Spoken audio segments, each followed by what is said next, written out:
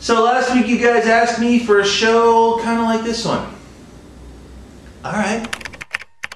So last week I went to the scenario games that I went to. I saw 3 players who were wearing this. This is a product made by BT. It's basically an armored vest. It's got the plating in the front, on the sleeves, and on the back. Not that the concept of this is anything new, because if you play Speedball, you've obviously seen this product before under several incarnations, just like that one over there. The difference is that the 3 players that I saw wearing this were wearing this as their outer layer, and at least one of them was wearing it over a normal jersey. You know, I honestly don't even know where to begin on this. Oh, yeah, actually I do know where to begin.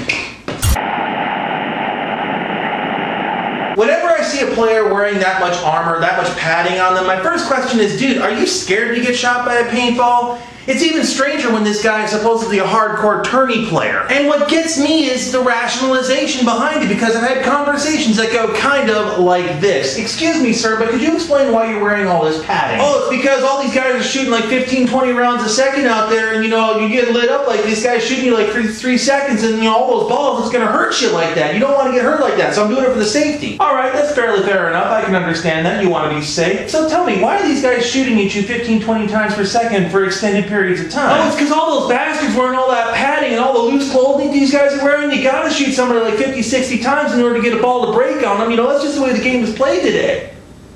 You are an idiot. The only reason that conversation is not funny to me is because I've heard it repeated so many times that people actually don't find the flaw in the logic of this. As I understand the NPPL rules, and I'm fully understanding that if I'm wrong, you will all correct me because I don't know anything and you're all experts in the field. You're allowed to wear an underlayer of clothing, top and bottom. You're allowed to wear pads, knee and elbow pads that go all the way down. You're allowed to wear that. You can wear gloves. You can wear a throat protector. You can wear a padded hat along with a padded bandana. Plus, you're allowed to wear a padded pants and padded top.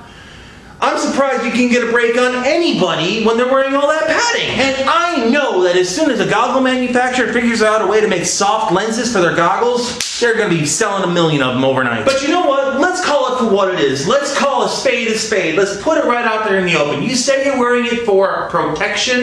You're wearing it to get the bounce. Get it out there and be honest for once. When normally you play the game of paintball and you're leaning out and you take a shot and you look down and it doesn't break, you kind of thank your lucky stars and say, wow, that was a fortunate bouncer. Okay, no break, keep on playing, not a problem. My problem is that when you're trying to engineer that into your game, that you actually are accounting for that as part of your team's strategy. That's when you're kind of tweaking one of the backbones of the game, and I don't like that. A major part of the sport of paintball is you have to shoot your opponent with a paintball, the ball must strike them and break.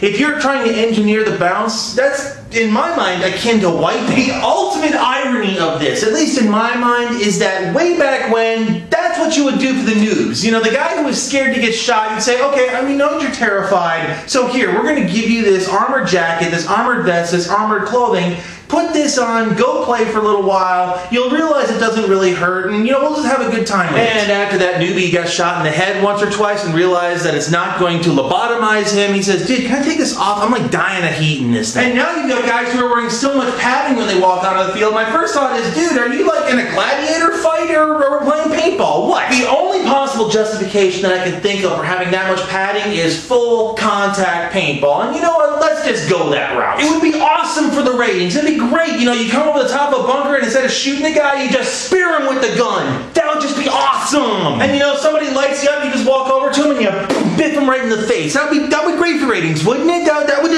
sell. Red equals green, right? But we all know that that's not going to work, and we all know that that's just a stupid idea. So why do you need all this padding? Are you afraid? Are you just a wuss? Or are you really that bad of a player that you have to engineer a lucky break into your game as a part of your game plan? I will end with one thing that I've actually heard a lot of tournament players say to me, but Tiger, I need to have these pads so I can slide properly. Yeah, baseball players don't wear knee pads, soccer players don't wear knee pads, and they slide all the time, and they do it without injuring themselves. What the hell are you doing wrong? You know, I might have to make a new shirt, the Church of the Pimp Hand.